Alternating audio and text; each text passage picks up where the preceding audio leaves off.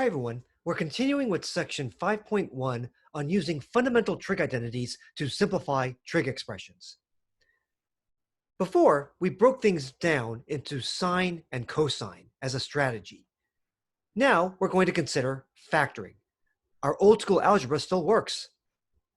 So for example, let's simplify sine squared of x. It's good to put parentheses, by the way, to make arguments very clear, especially here. Let's simplify sine squared x plus sine squared x times cotangent squared x and try to write this as compactly as possible. Now, actually, like in the previous example, it might be easier to use the quotient identities first and break this down into cosine and sine. That could be easier. But let's try factoring as a strategy. Now notice here, a substitution might help. You can do this mentally.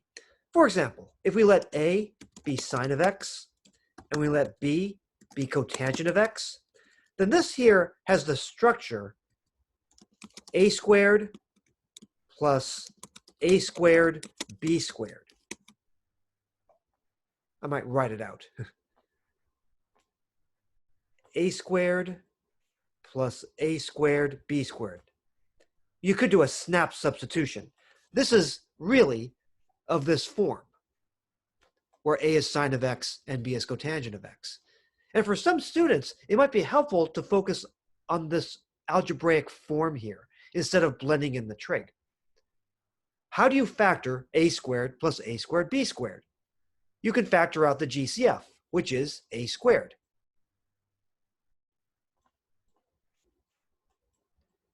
You get a squared times the quantity, don't forget the 1, plus b squared. This could be like side work. And then you could sub back. Again, you could do this mentally. Basically, you end up with, well, a squared becomes sine squared x. 1 plus b squared becomes 1 plus cotangent squared of x. You don't have to actually perform this substitution. You can just write the left side out as the right side as one step without showing that work. You're basically factoring out sine squared x, and the other factor is 1 plus cotangent squared x. Now, how can we rewrite 1 plus cotangent squared of x? 1, the square of a trig function? We might be smelling Mr. Pythagoras, a Pythagorean identity. What is 1 plus cotangent squared of x? It is cosecant squared of x by Pythagorean identity.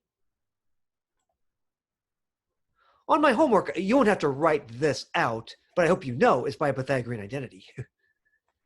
Okay, some instructors have people write that out.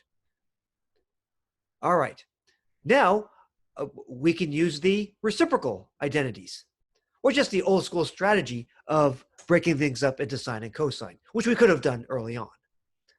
How can we express cosecant squared of x in terms of sine of x and cosine of x? Or another way of looking at it, how are these two expressions related? Wait a minute, they're reciprocals. Cosecant squared of x is the reciprocal of sine squared of x, and lo and behold, sine squared of x divided by sine squared of x equals 1, provided that sine of x is not 0. That is technically a hidden restriction. Sine of x is not 0, or more precisely, x is not of the form pi n, for integer n, if you want to be more precise.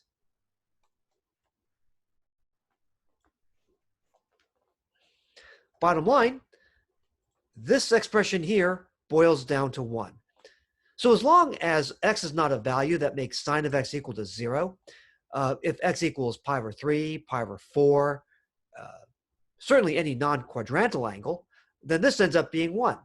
So if I were to ask you, what's the value of this when x equals pi over 6? Bottom line, it's 1. It simplifies very nicely. And it's undefined for these values of x over here. Now, if you were to graph y equals this, technically you'd get that. You'd get the graph of y equals 1, but you get holes for values of x where sine of x is 0. At x equals integer multiples of pi, 0, pi, 2 pi, and so forth. This is really the graph of y equals this over here. Basically, the line y equals 1 with holes on it. But again, that issue with the holes and the hidden restriction, we tend not to worry about these things so much in Chapter 5. So certainly, we simplified here.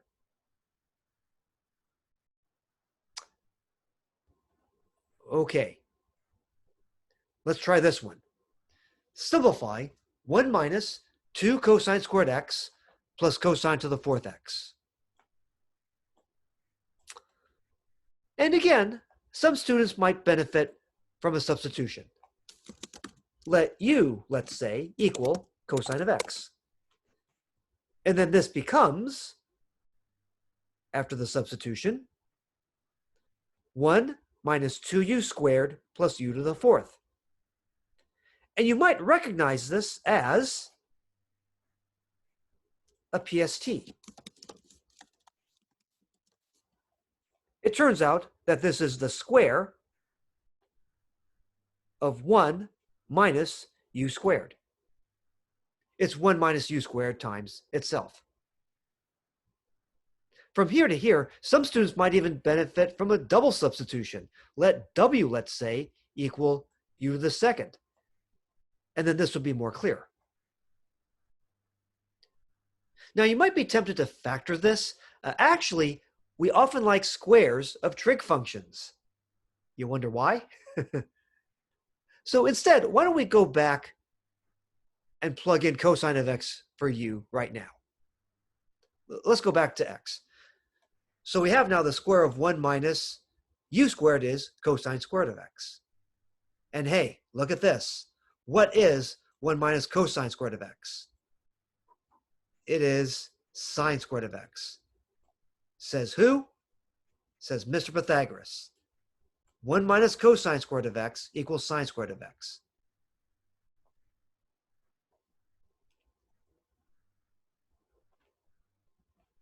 And then it comes down to basic algebra. What is the square of a squared? A squared, all to the 2nd, is a to the 4th. I'm doing a snap substitution. A equals sine of x. So this becomes sine to the 4th x. In fact, these two expressions are perfectly equivalent. There are no hidden restrictions. The domain is all reals for both the original and this. You could use Desmos to check these out. They're going to have the same graphs. So for example, what is the value of this when x equals 0? Quick. Well, plug in 0 here, you get 0. It's a lot faster to evaluate this bottom guy. Simplification is your friend. And again, in calculus, when you're taking derivatives and integrals, it's easier to work with that than with that. Factoring. Factoring still applies. Factoring still works. Next up, how do we manipulate fractions?